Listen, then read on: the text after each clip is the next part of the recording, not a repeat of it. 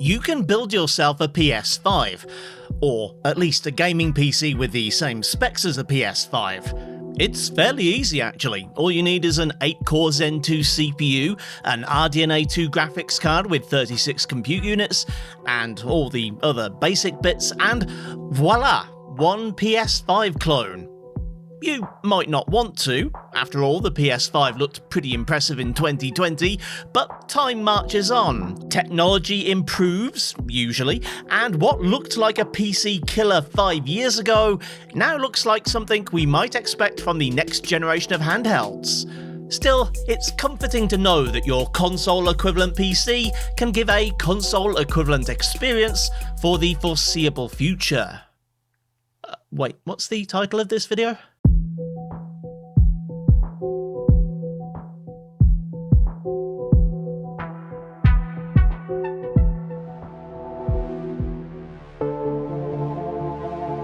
Okay, so I've covered this topic a couple of times. The little-known Radeon RX 6700 and the 6750 GRE refresh that I have here has the same core specs as a base PS5's GPU, and you can underclock it to hit the same 10.29 teraflops as the console. AMD actually has a couple versions of the PS5 CPU for sale. Famously, the 4700S and 4800S desktop kits use actual console silicon minus the graphics. But the Ryzen 7 4700G is the socketed version that's most friendly for PC builders. Add them together with some RAM, a fast SSD, and a small form factor motherboard, case and power supply, and you've got yourself a cargo cult PS5. It's not a perfect match. The PS5 has 16 gigs of RAM total, whereas this build has 26 gigabytes. 16 for system RAM, simply because that's the optimal amount for a pure single-purpose gaming PC, plus 10 gigabytes on the GPU. The console, meanwhile, can address over 12 gigabytes towards graphics. So despite having less memory overall, the console actually has a small advantage over the PC equivalent.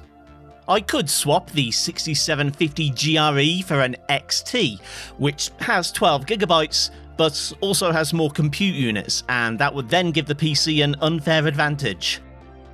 Like I said, I've done this before. It was my whole thing for a while. I grabbed the console equivalent settings from Digital Foundry, try and set the resolution as close as possible to the console versions of the game, which isn't always possible because PS5 developers like to use stuff like checkerboard rendering and then not make it available on the PC ports, and we have FSR and stuff now, so why do you have to be like this? And then I run some benchmarks. This is the kind of thing you expect to find. Ghost of Tsushima, an official port of the first-party Sony game, running at a smooth 60 FPS. Granted, it wasn't possible to perfectly match the console settings, because goddamn checkerboard rendering, but native 1440p with mostly high settings is a pretty good approximation of a PS5 experience. But it's not a PS5 game, it's a remaster, a PS4 game with the quality sliders tweaked a bit, and the frame cap raised, and the cutscenes rendered in-engine. It was originally designed for the PS4 Pro, a console whose nearest equivalent GPU is being given away in boxes of cereal in Shenzhen. Of course it plays fine on this hardware. What about games from this generation? It almost feels unfair to include Spider-Man 2 here. It's such a dog shit port that Digital Foundry didn't even bother giving it their time. The resolution data is available, but there are no console equivalent quality settings to my knowledge, so I applied the same settings as Insomniac's next newest port, Ratchet & Clank Rift Apart, as far as possible, and set everything else to medium. At 1440 with quality FSR, meaning a render resolution of 960p, the average FPS was 31, about half what the console could manage at these settings. That isn't even half the story. The game stutters constantly when traversing the city and frequently in combat, so 1% lows are barely into double digits. You might think that the problem is in the settings. After all, I haven't confirmed that these match the PS5 version. I did a bit of experimenting, however, and the only way to get even close to a 60 average is to disable ray tracing altogether. No combination of RT settings allows for an average above the low 30s. On the one hand, that should be expected. After all, the PC version's system requirements suggest far higher end and more modern GPUs and CPUs for ray tracing. However, the PS5 version has RT reflections enabled in both performance and quality modes, with performance having slightly lower quality settings that aren't available in the PC port. There's been a suggestion that Sony has some secret source that can extract better RT performance from this AMD architecture, and that would certainly explain a lot, but it's still kinda shocking to me that console optimization alone could manage to drag out literally double the frame rate. Even putting that aside, however, the PC port of Spider-Man 2 is atrocious. Of course, I don't think it's Spider-Man 2's fault, nor the PC's. The fault, I think, lies with Nixies, the developers of many other successful console ports, who seem to have farmed this one out to some interns. It's possible it will get patched at some point. We're all used to the PC release cycle nowadays. I'm sure they'll eventually get round to finishing the game they sold us. But this is an outlier, right? Surely this is the exception and not the rule. Well, to be fair, nothing else I've tested is quite this bad, but spoiler, most of the console ports I've tested here don't reach 60 FPS at equivalent settings. Or even come close.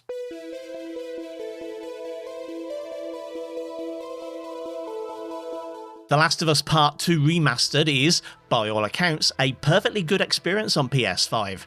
Like the first game, performance mode runs at a fixed 1440p with no upscaling or DRS, using the settings as displayed on screen now, and, according to DF's Oliver Mackenzie, the whole thing runs at a near perfect 60 FPS. The combination of 4700G and 6750 GRE, meanwhile, are only good for 40 FPS on average, and lows drop into the 30s. This isn't a small difference, or something that could be overcome with an overclock. This is potentially close to half the performance of the console at its worst. I can't even blame ray tracing this time, as this game doesn't use it. Of course, the first PC port in the Last of Us franchise wasn't a good one either. It took months of patches to reach a playable state, but it did at least eventually come to be within 10% or so of the console hardware. This one is going to need a lot of patching to get even that close, and who knows if it's going to be fixed at all. Horizon Forbidden West is another first-party Sony title that doesn't feature ray tracing, so again, the Radeon's RT weakness isn't holding it back here. Focusing on matching the console's performance mode, the quality settings are mostly high, and the resolution of 3200 by 1800 is achieved via checkerboard rendering. The best available alternative is FSR upscaling, and with quality FSR dropping the render resolution to effectively 1200p, the average frame rate is still a mere 47 FPS. Using TAA instead of FSR adds a couple of frames, but it's still a long way short of the target. I was able to get a 60 FPS average using dynamic resolution scaling with FSR anti-aliasing, but that does add a lot of artifacts and ghosting to moving subjects. Plus, the point I'm trying to make isn't that you can play games on this hardware. I kinda hope that's self-evident. The point is that you should be able to get a console-like experience, and that includes settings, resolution, and frame rate. Right now, it seems like you can pick two, or maybe even one. Assassin's Creed Shadows is my first cross-platform title of the video. It wasn't specifically designed with console hardware in mind, so perhaps it won't be specifically optimized for them? Well, maybe not, but Sony's hardware is still managing to extract more than the AMD equivalent can handle. In fairness, Shadows is another title whose performance mode on console is pretty low resolution. According to DF, its output resolution is 4K, but its dynamic range is from 1440 down to 810p. PC gamers have a lot of control over scaling, down to choosing individual percentage points. However, it's not enough. Let me explain. Ubisoft games use a different way of measuring upscaling than most games I test. Normally, we expect games to let us control scale over the vertical axis.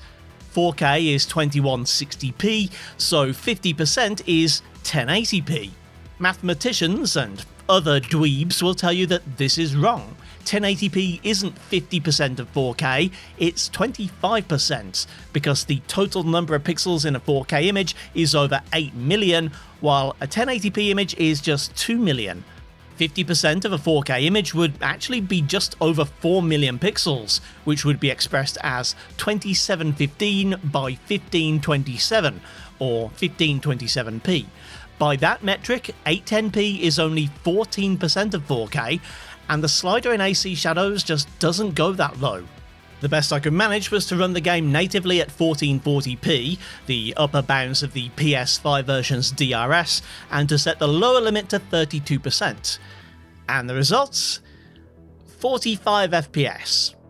And I'm positive most of the time this dynamic resolution is just running at the low end, because a fixed 810p benchmark gives almost the same numbers. I had a good feeling about Black Myth Wukong. I don't know why, it's an Unreal Engine 5 title that relies on ray tracing at a fundamental level, but my unfounded optimism is probably due to the fact that the game lied to me. The console version targets 45 FPS in balanced mode, with performance mode being the same deal but with frame generation turned on. Placebo or not, FrameGen isn't an ideal match for this style of game due to the added latency, so I settled for targeting the balanced mode. I ran the internal benchmark at the supplied settings, which include a render resolution of 1080p upscaled to 4K, using the less mathematically accurate but easier to understand scale that everyone except Ubisoft uses. At first, I thought the PC had it. The built-in benchmark scored 56 FPS with lows of 49, more than enough to match the console's 45. But, as I said, they lied to me. You see, BMW's developers are based in China, and they seem to have mistakenly changed the FrameGen toggle into Chinese script, perhaps hoping us dumb foreigners wouldn't notice. Well, I did. Turning it off sees the frame rate drop to its true level of just 36 FPS. And, I'm sure you'll have noticed, neither of these results matches the console version. Indiana Jones and the Great Circle is now available on both consoles, and it appears both maintain the same 1200 to 1800p resolution range while holding a pretty solid 60 FPS. Of course, the Xbox has more GPU performance than the PS5, and has variable rate shading, so that means the PS5 is going to run at the lower end of that resolution scale and therefore look a bit less crisp. Both consoles also have the dubious advantage of running with lower quality settings than the PC has access to. All of which is to say that even with an overclock to match the 12 teraflops of the Xbox, I couldn't quite match either console. At 1800p, the game runs at 47 FPS in the opening jungle area, and at 1200p it just about scrapes into the 60 range. You could run the game at the closest settings to the PS5, with dynamic resolution enabled and a 60 FPS target, but it's probably going to look a touch softer than the console version. Well, this has all been pretty disappointing, so let's end things on a reasonably happy note. Dragon Age Veilguard is generally well regarded in terms of performance versus image quality, at least as far as this generation of games is concerned. The console version makes heavy use of dynamic resolution scaling, with performance mode maxing out at 720p and dropping as low as 504p. That's standard definition territory. Like AC Shadows, the PC port offers quite granular control over DRS, meaning we can actually match the console, though image quality can get pretty rough, as you might expect.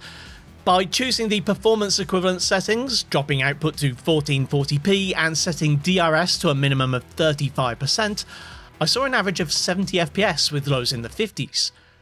The problem with DRS is you never know exactly what resolution you're gonna get, so I did a benchmark run at a fixed 50%, the upper limit of the console's DRS, and saw 67 FPS on average. That would seem to indicate that DRS is actually running above the bare minimum resolution, which is a good thing because nobody wants to run a game at 504p if they don't have to. None of this is ideal, none of it's how I'd choose to play the game on PC, but it does at least prove the theory is partially sound. PS5-like hardware can give PS5-like results. Sometimes.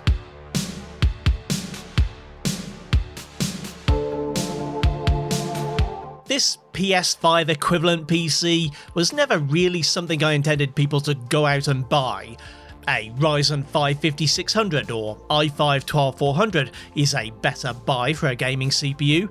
These days you've got a choice of 12 and 16GB graphics cards at not terrible prices, and the whole thing's probably going to be more expensive than a PS5 anyway.